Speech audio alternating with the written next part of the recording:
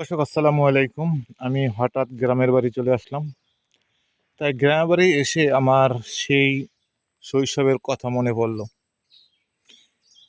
পুকুর, ঘাট, নদী, নালা, গাছ, অক্সিজেনের ছায়া, আল্লাহ তাআলার একটা অশেষ নিয়ামত, যা আমি আপনাদের মাঝে কিছু দৃশ্য তুলে ধরব। দেখুন, আমাদের গ্রামের দৃশ্য। এটি এক ধরনের গাছ। তো আমরা এই গাছটিকে বলে থাকি লোহা করা গাছ। এটি একটি ফল হয়। তো ফলটি ধরেনি। তো আর একটা বিশেষ আমি আপনাদের মাঝে গাছ দেখাবো, হয়তো সেটি আপনারা জানেন না, হয়তো আপনারা জানতেও পারেন।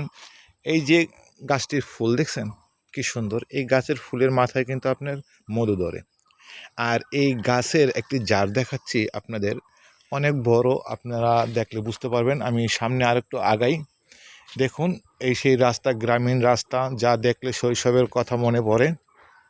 শৈশব জীবনে চলে যেতে মন চায়। তো সেই দিন তো আর ফিরে আসবে না। তাই আপনাদের মাঝে এই সেই শুরু পথের রাস্তা। আর যে গাছটির কথা বলছিলাম আপনাদেরকে আমি দেখাবো, এই যে সেই গাছ।